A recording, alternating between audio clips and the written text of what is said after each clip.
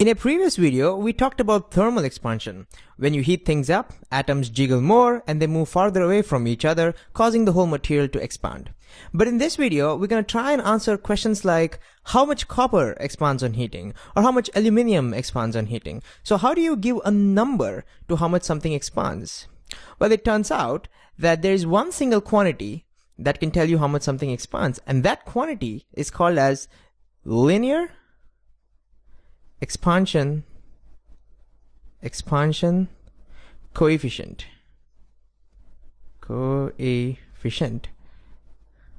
And by the end of this video, we'll familiarize ourselves with this scary looking term. Alright, so let's start with an example.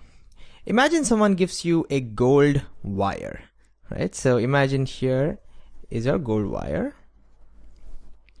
And let's say it has a length.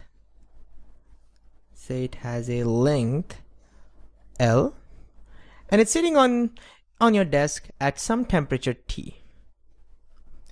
Now you decide to heat this thing up.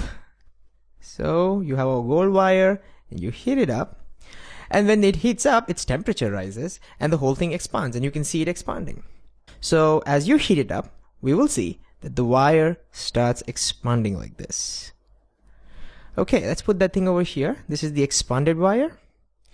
And since the temperature has increased, now the new temperature, let's say, is T plus delta T. Delta T represents the change in temperature, how much the temperature increased. And now we'll compare the length of this wire to the previous length. Now this is how long the wire was initially. So this would be L. And due to the expansion, this is the extra length.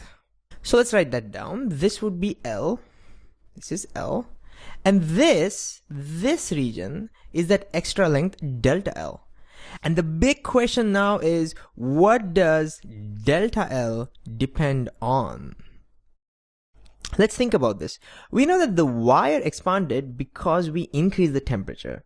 So we could say that more you increase the temperature, more the wire will expand.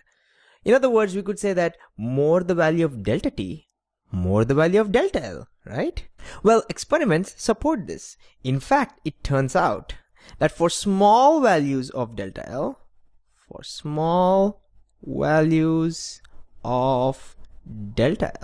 it's even found that delta L is proportional to delta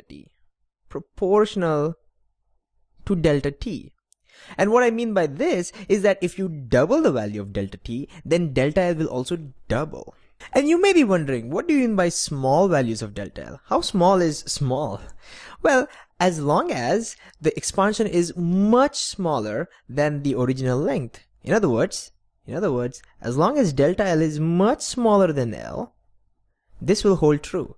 Not like what I've shown in this diagram. Over here, delta L is considerably large. I've exaggerated over here, in fact, but we will see in reality, delta L is very tiny compared to L itself.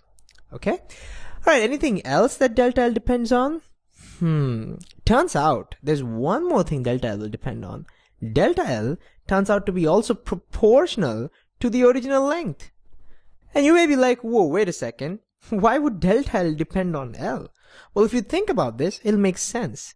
Imagine that we started out with a wire of not length L, but length 2L. Think about this. Imagine we had a wire, gold, of length 2L. And imagine again we heated it up and increased temperature by delta T. We could assume that this wire is made up of two wires, each of length L, right? We could do that.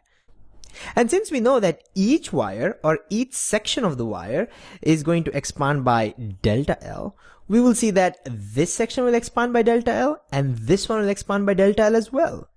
And therefore, the total expansion, do you agree, would be 2 delta L. So if you double the length of the wire, the expansion doubles. And if you triple it, this would triple. So in other words, delta L, or the expansion in length, is proportional to the original length of the wire. So if we put these two together, we could now say delta L is proportional to L times delta T. And we could now replace this proportionality with an equal to sign by putting a constant over here. And that constant can be used, any letter can be used for that. Over here we're going to use alpha L as the symbol for the constant times L delta T. And this expression now is going to help us calculate how much something expands on heating. And this constant alpha L is what we call as the linear expansion coefficient. So let me just put a short form over here. I won't write it again. So linear expansion coefficient. This is linear expansion coefficient. All right, now let's get to know alpha L a little bit better. So let's put this thing a little bit aside. Okay. The first thing we'll do is figure out the units of alpha L. We can do that by dividing both sides by L delta T. So we'll isolate alpha L.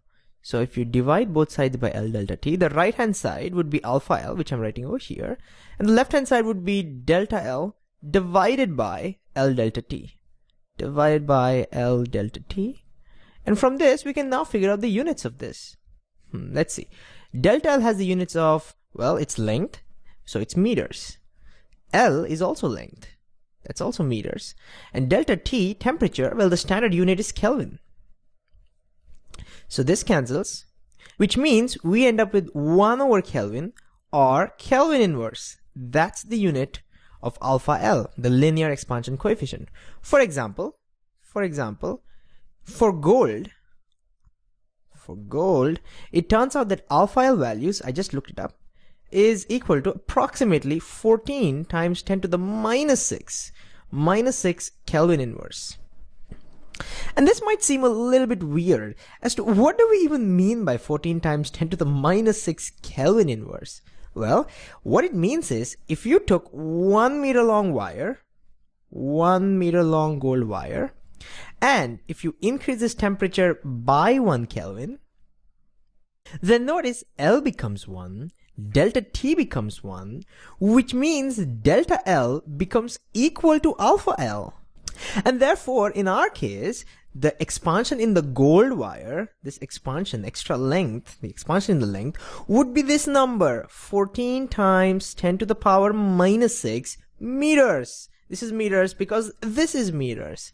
So the alpha L, the linear expansion coefficient, tells us how much a 1 meter long wire, when increased the temperature by 1 Kelvin, would expand. That's what this number really is. And it doesn't have to be meters. This could have been 1 feet.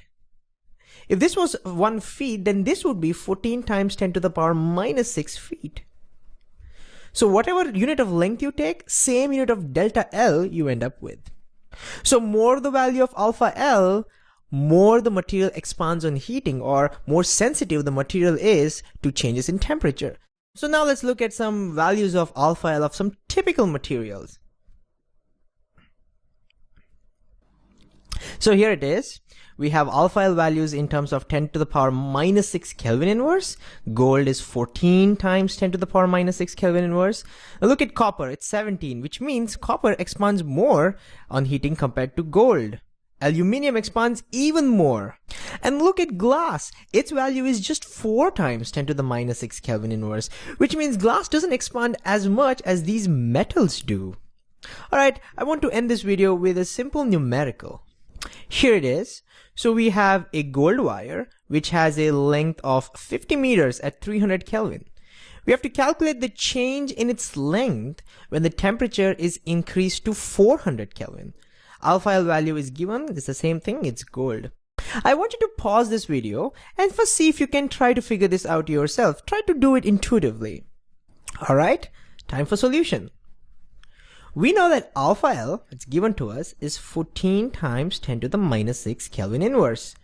Which means if we have 1 meter long gold wire and increase the temperature by 1 Kelvin, then the expansion would be 14 times 10 to the minus 6 meters.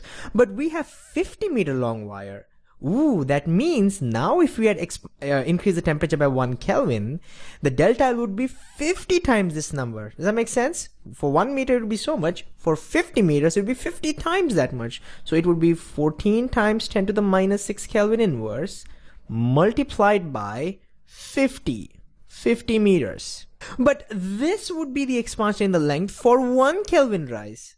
right? For 1 Kelvin. Per Kelvin means 1 Kelvin rise. But how much Kelvin rise do we have?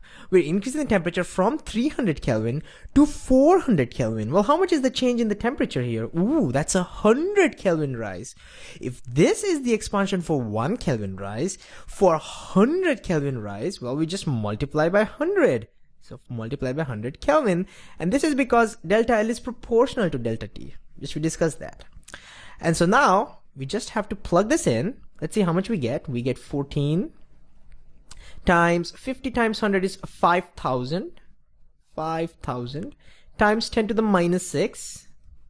And notice the Kelvin inverse and Kelvin cancels. And we end up with meters. Of course, because delta L should be in terms of meters, right? So if you multiply this, 5 4s are 20. 5 1s are 5. 70,000 times 10 to the minus 6 meters. And that is equal to, let's just shift this a little bit. Okay, that's equal to 10 power minus 6. So let's shift decimals. 1, 2, 3, 4, 5, 6, which means we get about 0.07 meters. And that's how much the wire expands on heating in this example. And notice we have just used the same expression that we derived over here. Notice delta L equals alpha L times L times delta T. So even without the expression, if you just understand what alpha L really means, if you just understand this concept, then it's very easy to figure out or solve problems like this.